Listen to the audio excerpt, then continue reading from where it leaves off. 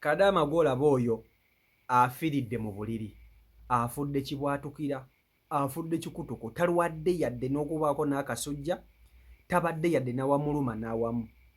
Boosi we agamba Kadaama yagenze bulu nnyo ne yeebaka mu buliri nga si mulwadde, bamusanze mu buliri ng'afudde. Kakati wuliriza. Omuwarabu agamba Kadaama yabadde mulamu bulungi era yabasaavinze emmere ekiro nga mulamu bulungi. Bwe yamaze okubawa emmere yagenze mu buliri bwe yeebake. Nabo babboosi bamaze okulya nabo ne bagenda mu buliri bwabwe beebake. Essaawa ezalina okuzuukukirako akola emirimu olunaku olulala zabadde zituuse. Bagenda okulaba omuntu atazuukuka alina okuzuukukira okukola emirimu kiki? Omuwarabu baba nga yeesitula ajje ku kisenge kya Kadaama ono amubuuza owange gwe atazuukuka ng'ate okimanyi nti emirimu girina okukolebwa, lwaki tozuukuka kiki? Yagenze okuggulawo ekisenge kya Kadaama yamusanze agalamidde nga nnyogoga ebigere. Baba n'amunyenyanya, yasuse na kumuyita n'amunyenyanya nga Kadaama tayitaba.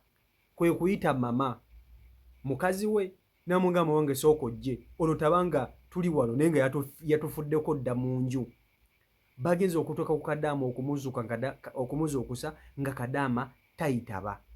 Mama kwe kukwata essimu n'akubira ambulance ejje etwale Kadaama ono mu ddwaliro.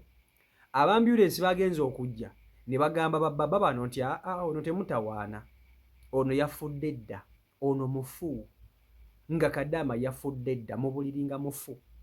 Era baba wano kye yakoze yakutte essimu ya Kadaama n'anoonya ennamba Kadaama be yasembeyo okwogera nabo n'abasindikira mesegi baba yennyini nnyini nga buli omu amusindikira mesegi nti ono gundi afudde, gundi afudde, gundi afudde, nze baba mukama we, gundi afudde, nze baba mukama we, gundi afudde, nze baba mukama we. Era omulambo gwa Kadaama ne bagukwata ne baguvuga mpaka mu ddwaliro. Baba mu bigambo bye ayogedde buli kimu ekyabaddewo.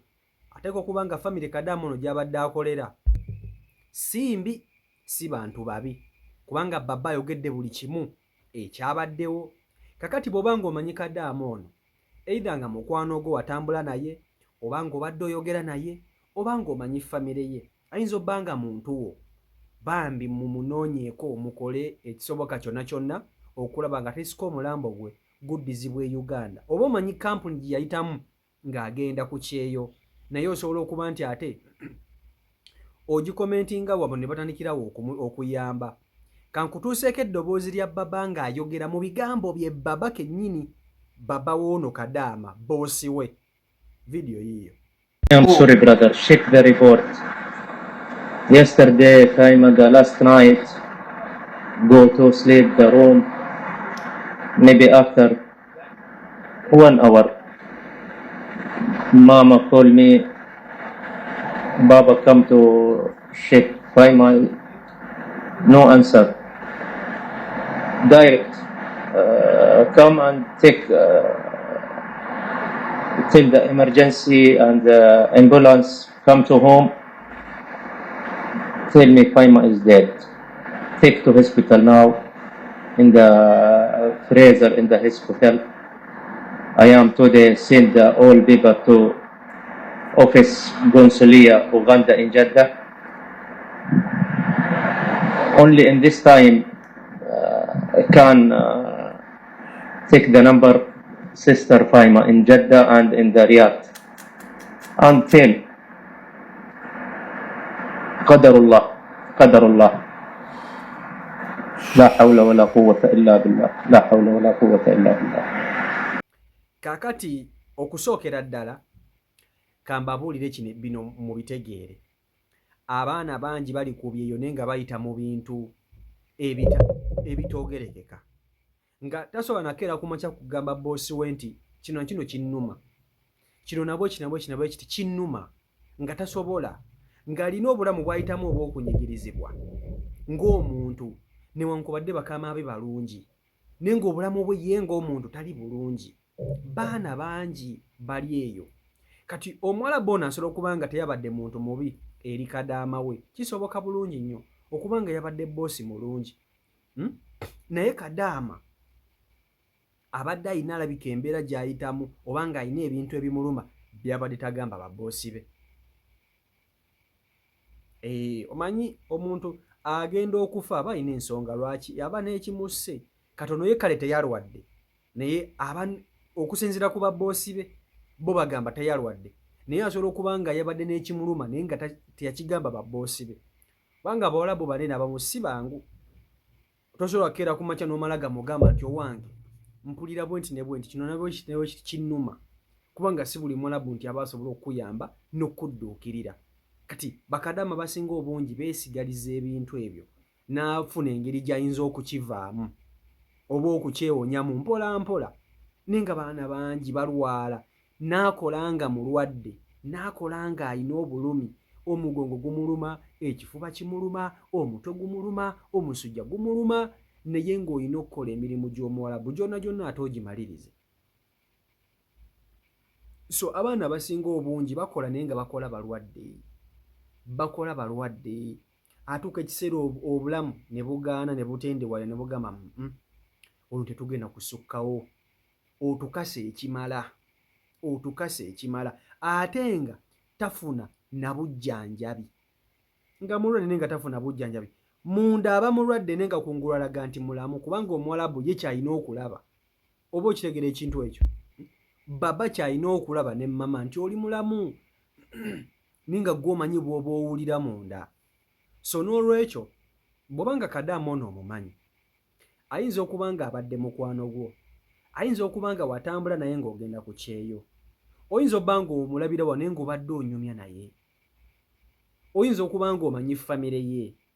Abafamire ye tebamanyi nti omwana waabwe mufu ateeka okuba nga yalesse abaana be tebamanyi nti maama ze mbuyaga ezikunta. Balowooza ali ku kyeyo akyakola ssente, kumbe nedda kaawedde mudda mufu. Samanyi famire ya Kadaama ono bategeeze kubanga tebalina kye bamanyi. Oba oli wa mukwano, oba oli wa ŋŋanda, oba oli kojja, oba oli sisita, omwana waabwe kati omwana wammwe ze mbuyaga ezikunta, Kadaama mufu. Baba yeyogeredde buli kimu akyogedde. Oba tomanya ayinza n'okuyambako ku famire n'abaako akasente kasasula katonotono. Sorry. Omulambo gwa Kadaama ono ne gusobola okuba nti gutambuzibwa gukomezebwewo wano e Uganda. Okusinziira ku bigambo bye mpulidde baba ono by'ayogera, Kadaama baba ono si famire mbi nnyo. Tomanya bayinza okubaako embeera gye bateekawo enaayambako famire ya Kadaama ono okuba nti bafuna omubiri gw'omwana waabwe. So n'olwekyo si mawulire malungi nnyo, mawulire mabi nnyo nnyini ddala okuba nti Kadaama yafiiridde mu buliri, yafudde kibwatukira, teyalwadde, teyakoze eki. Kitalo nnyo nnyini ddala. Tusaba omwoyo gw'omugenzi Omukama Katonda agulamuze kisa era ayambe n'abafamire ye abagumye basobole okuba nti ate bafuna omuntu waabwe bamuziikeko munnange. Bamuziikeko kubanga Katonda bw'atyo bwageze. Kale si Omaico Uganda YouTube channel kwoli mwebale nnyo okuba nti ate mugobera abeekumira ku mukutu, mwebale kuba nti ate musubscribinga, saako n'okuba nti ate mulikinga, gatako n'okuba nti ate musharinga. Kyolina okukola ekintu kimu kutwegattako ng'osubscribinga, osobola okuba nti osoba buli video gye mba nkuteereddeyo. Kona mu kapesa ka subscribe bw'omaliriza kona mu kade.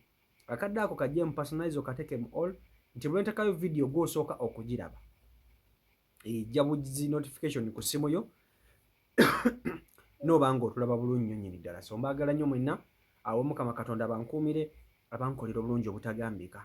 Mubeere bulungi, mweraba. Peace and love.